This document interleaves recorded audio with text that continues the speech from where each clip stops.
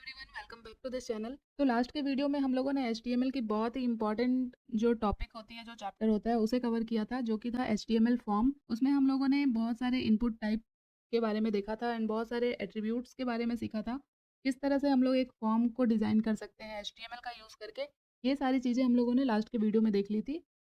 And आज के इस वीडियो में हम लोग सीखने वाले हैं ब्लॉक एलिमेंट क्या होता है और इनलाइन एलिमेंट क्या होता है HTML में। तो हम लोग आते हैं अपने फोल्डर में, जो कि है HTML कोर्स का फोल्डर। इसके अंदर हम लोग एक फाइल क्रिएट करेंगे एंड उस फाइल का मैं नाम दूंगी, ये चैप्टर 11 होने वाला है हमारा। तो यहाँ पे ch11.html के नाम से मैं एक फाइल क्रिएट करती हूँ। इस एक्सप्लोरर को मैं यहाँ से क्लोज करूँगी, इस चैप्टर 10 के कोडिंग को भी मैं यहाँ से क्लोज करूँगी।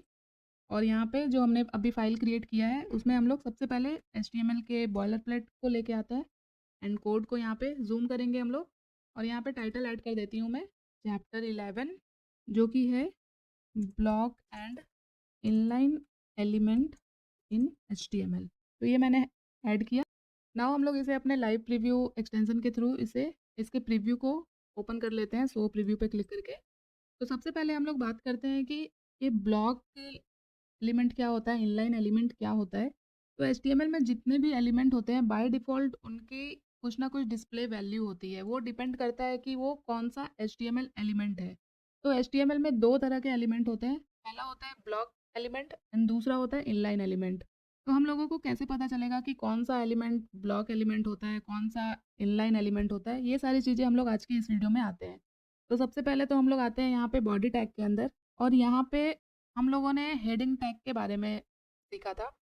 तो सबसे पहले हम लोग आज हेडिंग टैग को ही चेक करते हैं कि ये ब्लॉक लेवल एलिमेंट है या फिर इनलाइन एलिमेंट है।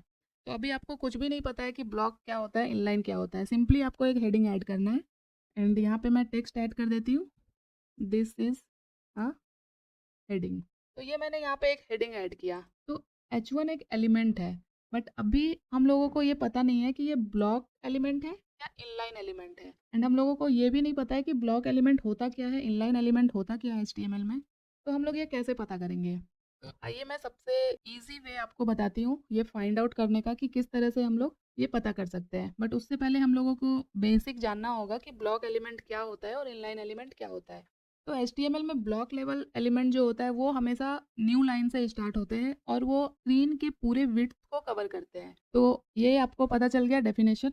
तो इस चीज़ को चेक करने के लिए ये तो मैंने हेडिंग ऐड किया। हेडिंग के बाद चलो हम लोग एक पैराग्राफ भी ऐड कर लेते हैं। तो पैराग्राफ ऐड करने के लिए p टैग यूज़ करते हैं हम लोग, एंड इसके अंदर मैं टेक्स्ट ऐड करूंगी, this is a paragraph. And now हम लोगों को पता है कि ब्लॉक लेवल एलिमेंट क्या होता है। तो यहाँ पे देखो, मैंने हेडिंग ऐड किया था, इसके बाद मैंने पैराग्राफ ऐड किया। तो अभी यहाँ पे आप देख सकते हो स्क्रीन पे, दिस इज अ हेडिंग। इसके बाद इतनी स्पेस है, अगर मैं इसके स्क्रीन साइज को इस तरह से बड़ा करूँ तो आप देख सकते हो ये दिस इज हेडिंग यहाँ पे लिख के आ रहा है। इसके बाद स्क्रीन पे इतनी यहाँ पे जगह बची हुई है इस हेडिंग, इस टेक्स्ट के बाद भी, बट फिर भी क्या हो रहा है कि ये जो पैराग्राफ हमने ऐड किया वो यहाँ पे ऐड ना होके नीचे ऐड हो रहा है। मीन्स ये नए लाइन से स्टार्ट हो रहा है। तो एक कंडीशन तो यहाँ पे आपको ब्लॉक लेवल का दिख गया, ये जो ब्लॉक एलिमेंट होता है वो न्यू लाइन से स्टार्ट होता है। तो फर्स्ट आपको यहाँ पे क्लियर हो गया होगा कि ये ब्लॉक एलिमेंट है। बट इसे अगर और अच्छे से समझना है तो हम लोगों को थोड़ा सा यहाँ पे CSS यूज़ करना होगा, बस इसे समझने के लिए। तो अभी के लिए CSS आप लोगों को बिल्कुल भी नहीं पता है, तो आप लोग इसे कम्प्लीटली इग्नोर करो एंड बस फोकस आप लोगों को करना है कि ब्लॉक एलिमेंट क्या होता है और इनलाइन एलिमेंट क्या होता है, ये समझने के लिए। बाकी CSS आपको समझना ही नहीं है, ये बस मैं यहाँ पे आप लोगों को समझाने के लिए ब्लॉक और इनलाइन क्या होता है, इसके लिए मैं यहाँ पे एक CSS यूज़ कर रही हूँ। CSS को यूज़ करने का जो तरीका होता है HTML के अंदर, वो स्टाइल टैग के अंदर होता है। तो यहाँ पे H1 टैग को सेलेक्ट करेंगे हम लोग, और यहाँ पे मैं बॉर्डर एक प्रॉपर्टी होती है CSS में, तो यहाँ पे मैं 1 पिक्सल सॉलिड रेड ये मैंने ऐड किया। तो यहाँ पे देखो हेडिंग में इसे मैं इस तरह से अगेन इंक्रीज कर रही हूँ, तो ये देख सकते हो दिस इज हेडिंग, ये इतना ही टेक्स्ट है। तो अगर देखा जाए तो इसको इतनी ही स्पेस की रिक्वायरमेंट होनी चाहिए थी, बट ये क्या हो रहा है कि ये पूरे विड्थ को कवर कर ले रहा है। अगर हम लोग बॉर्डर ऐड कर रहे हैं हेडिंग में, तो हमारा बॉर्डर इतना ही पार्ट पे ऐड होना चाहिए था, बट ये बॉर्डर आप देख सकते हो, ये रेड बॉर्डर आपको पूरे स्क्रीन पे दिख रहा है। अगर मैं इसे और इस तरह से इंक्रीज करूँ तो भी आपको ये पूरे स्क्रीन पे ही दिखेगा। तो ये होता है ब्लॉक लेवल एलिमेंट, जो स्क्रीन की पूरी विड्थ को कवर करता है और न्यू लाइन से स्टार्ट होता है। सेम अगर इस पैराग्राफ के ऊपर भी मैं एक यहाँ पे मैं बैकग्राउंड ऐड कर देती हूँ, इसके बैकग्राउंड में मैं ऐड करती हूँ येलो। तो ये देख सकते हो आप, इसमें भी क्या हो रहा है, ये पैराग्राफ, ये टेक्स्ट तो यहाँ तक ही लिखा हुआ है, बट ये जो हमने बैकग्राउंड ऐड किया पैराग्राफ में, ये देखो पूरे यहाँ तक ऐड हो रहा है, पूरे स्क्रीन के एंड तक ये बैकग्राउंड ऐड हो रहा है। इसका मतलब है कि ये जो पैराग्राफ है ये पूरी पूरी जगह ले रहा है इस स्क्रीन की। तो ये होता है ब्लॉक एलिमेंट। नाउ हम लोग देखते हैं इनलाइन एलिमेंट क्या होता है। तो मैंने आप लोगों को एंकर टैग के बारे में बताया था, जो कि हम लोग यूज़ करते थे लिंक को यूज़ करने के लिए वेब पेज पे, एंड उसके लिए हम लोग ए टैग का यूज़ करते थे। तो यहाँ पे मैंने एक एंकर टैग लिया और यहाँ पे मैं किसी वेबसाइट का, जैसे सोशल मीडिया के लिंक हमें दिखाने हैं, तो यहाँ पे मैं लिखती हूँ फेसबुक। तो अभी हम लोग चेक करते हैं कि इसमें अगर हम लोग बॉर्डर या बैकग्राउंड ऐड करें तो क्या होता है। उससे पहले हम लोग यहाँ पे एक और एंकर टैग यूज़ करते हैं। तो ये दूसरा एंकर टैग यूज़ किया मैंने यहाँ पे फेसबुक के बाद मैं सपोज लिखती हूँ इंस्टाग्राम। तो ये देखो यहाँ पे दो एंकर टैग यूज़ किए मैंने, पहला है फेसबुक एंड दूसरा है इंस्टाग्राम। तो यहाँ पे क्या हो रहा है, ये जो हमने फर्स्ट लिंक ऐड किया फेसबुक, ये उतनी ही विड्थ ले रहा है जितना इसके अंदर कंटेंट है, ये उससे ज़्यादा विड्थ नहीं ले रहा है। और ये जो दूसरा हमने एंकर टैग ऐड किया है, ये सेम इस फेसबुक लिंक के बाद ही ऐड हो रहा है, मीन्स ये दूसरे लाइन में ऐड नहीं हो रहा है। तो ये होता है इनलाइन एलिमेंट। तो इनलाइन एलिमेंट क्या होता है एचटीएमएल में? इनलाइन एलिमेंट होता है वैसा एलिमेंट जो उतनी ही विड्थ लेता है जितनी रिक्वायरमेंट हो। अगर ये पैराग्राफ एक इनलाइन एलिमेंट होता तो ये पैराग्राफ इतनी ही विड्थ लेता। ये जो बैकग्राउंड हमने ऐड किया है येलो, ये मुझे सिर्फ इतने टेक्स्ट पे ही दिखता है, ये पूरे स्क्रीन पे नहीं दिखता। बट ये पैराग्राफ ब्लॉक एलिमेंट है और यहाँ पे एंकर टैग जो है ये इनलाइन एलिमेंट है। फेसबुक टेक्स्ट के लिए जितनी विड्थ की रिक्वायरमेंट है उतनी विड्थ ये यहाँ पे ले रहा है। एंड इसके बाद हमने एक और इनलाइन एलिमेंट ऐड कर दिया जो कि एंकर टैग ही है, तो वो इसके बाद ही ऐड हो रहा है। इसके बाद अगर मैं यहाँ पे जितने भी एंकर टैग ऐड करती जाऊँ तो ये तब तक ऐड होता रहेगा जब तक ये पूरी विड्थ यहाँ पे फिल ना हो जाए। तो जब ये पूरी विड्थ को कवर कर लेगा तब जाके वो नेक्स्ट लाइन में आएगा। तो यहाँ से मैं ये हटाती हूँ। यहाँ पे भी मैं आपको, जैसे हमने एंकर टैग को यहाँ पे CSS में ऐड करते हैं और यहाँ पे मैं बैकग्राउंड ऐड कर देती हूँ पोज रेड कलर का। तो ये देख सकते हो आप, ये दो एंकर टैग हमने यहाँ पे यूज़ किया है, दोनों के बैकग्राउंड में ये रेड कलर ऐड हो गया। तो इससे ये क्लियर हो रहा है कि एंकर टैग जो है उतनी ही विड्थ लेता है जितनी उसके अंदर कंटेंट होगी। तो ये इनलाइन एलिमेंट होता है, और वैसा एलिमेंट जो पूरी विड्थ कवर करता है और न्यू लाइन से स्टार्ट होता है वो होता है ब्लॉक लेवल एलिमेंट।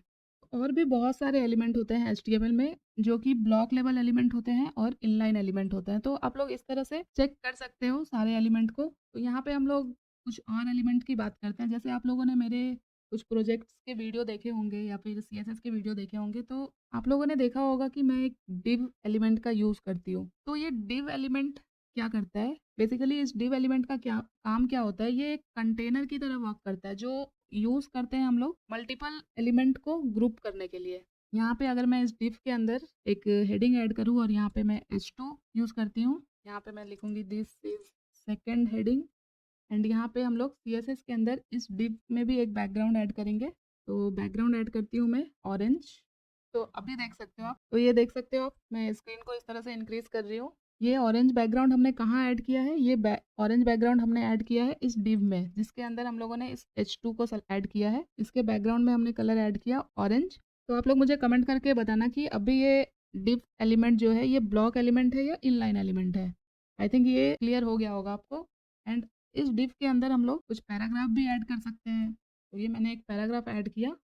अभी ये पैराग्राफ जो है इस डिव के अंदर है, बट इस पैराग्राफ में हमने क्या किया है, ये येलो बैकग्राउंड ऐड किया है जिसकी वजह से यहाँ पे भी इस पैराग्राफ के अंदर ये येलो बैकग्राउंड ऐड हो चुका है। एंड हम लोगों ने ऑर्डर्ड और अनऑर्डर्ड लिस्ट के बारे में भी पढ़ा था। तो अनऑर्डर्ड लिस्ट के लिए हम लोग UL टैग का यूज़ करते थे और इसके अंदर हम लोग लिस्ट ऐड करते थे। तो यहाँ पे मैं UL टैग को ऐड करके यहाँ पे कुछ लिस्ट ऐड करती हूँ। एंड इस UL के बाद भी मैं एक एंकर टैग लूंगी और यहाँ पे सपोज मैं ऐड करती हूँ, सपोज मैं लिखती हूँ गूगल। तो डिव टैग का यूज़ किया जाता है एलिमेंट्स को ग्रुप करने के लिए।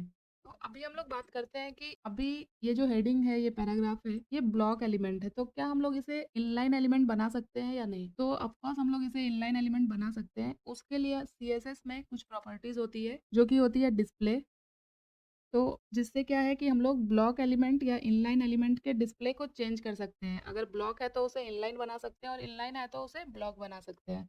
तो ये H1 हमने इस हेडिंग के लिए ऐड किया था जिसमें हमने बॉर्डर ऐड किया है रेड। तो अभी ये ब्लॉक एलिमेंट है, अगर हमें इसे इनलाइन बनाना है तो यहाँ पे डिस्प्ले में करूँगी इनलाइन। तो यहाँ देखो जैसे ही मैंने डिस्प्ले इनलाइन किया तो ये जो बॉर्डर अभी पूरे विड्थ पे आ रहा था, अभी देखो ये इतनी ही दूर पे ये बॉर्डर आ रहा है। अगर इस 1 पिक्सल को मैं 2 पिक्सल कर दूँ तो ये थोड़ा डार्क बॉर्डर आपको दिखेगा। तो ये देख सकते हो आप, अभी ये एक इनलाइन एलिमेंट बन गया है। वो कैसे? वो इसलिए क्योंकि अब अभी ये उतना ही विड्थ ले रहा है जितना इसे रिक्वायरमेंट है। तो क्योंकि अब हमने इसे इनलाइन एलिमेंट बना दिया है तो अभी ये इतनी ही विड्थ लेगा, जिसकी वजह से ये बॉर्डर जो है इतने ही विड्थ तक ऐड हो रही है। अगर इस पी में भी पैराग्राफ जो हमने बनाया है इसमें भी अगर हम लोग डिस्प्ले इनलाइन कर दे, इसकी भी डिस्प्ले वैल्यू चेंज हो जाएगी। अभी देखो, जैसे ही हमने इस पैराग्राफ को इनलाइन किया तो ये क्या हुआ, इनलाइन एलिमेंट क्या होते हैं, न्यू लाइन से स्टार्ट नहीं होते हैं। दिस इज हेडिंग को हमने इनलाइन बनाया तो ऑलरेडी यहाँ पे इतना स्पेस इसने फ्री कर दिया है, तो उसके नीचे जो भी इनलाइन एलिमेंट है वो उसी स्पेस में जाके ऐड होंगे। तो ये देखो, ये पैराग्राफ यहाँ पे ऐड हो गया और ये एंकर टैग तो ऑलरेडी इनलाइन एलिमेंट है ही। तो अभी के लिए इस पैराग्राफ के डिस्प्ले इनलाइन को मैं हटाती हूँ। तो ये मुझे बस आप लोगों को बताना था कि हम लोग ब्लॉक एलिमेंट को इनलाइन में चेंज कर सकते हैं, इनलाइन को ब्लॉक में चेंज कर सकते हैं सीएसएस को यूज़ करके। तो इस वीडियो का मेन कंसेप्ट आप लोगों को ब्लॉक और इनलाइन समझाना था। आप लोग इस सीएसएस पार्ट को कम्प्लीटली इग्नोर कर सकते हैं। ये जब हम लोग सीएसएस के कोर्स को देखेंगे तब हम लोग ये सारी चीज़ें और अच्छे से सीखेंगे। तो अभी के लिए आपको बस ब्लॉक और इनलाइन एलिमेंट क्या होता है ये जानना ज़रूरी है, जो कि आप लोगों ने शायद अभी तक तो जान ही लिया होगा। तो आई थिंक इससे ज़्यादा और कुछ जानने के लिए है नहीं ब्लॉक और इनलाइन एलिमेंट में। अभी के लिए बस इतना काफ़ी है। तो इस चैप्टर को यहीं पे क्लोज करते हैं। इसे जितना हो सके आप और भी लोगों तक शेयर करो, ताकि जो भी एचटीएमएल सीखना चाह रहे हैं या जो वेब डेवलपमेंट सीखना चाह रहे हैं तो उन लोगों को हेल्प मिल सके। एंड वीडियो कैसी लगी, कोई भी डाउट हो, कोई भी कंफ्यूजन हो तो भी आप मुझे कमेंट कर सकते हो। एंड अभी तक अगर आप लोगों ने मेरे चैनल को सब्सक्राइब नहीं किया तो प्लीज़ गाइस चैनल को सब्सक्राइब कर लेना, ताकि और भी हेल्पफुल वीडियो आप लोगों को मिलती रहे। तो मिलते हैं नेक्स्ट वीडियो में कुछ और भी इंपॉर्टेंट टॉपिक के साथ। तब तक के लिए thank you so much guys for watching this video.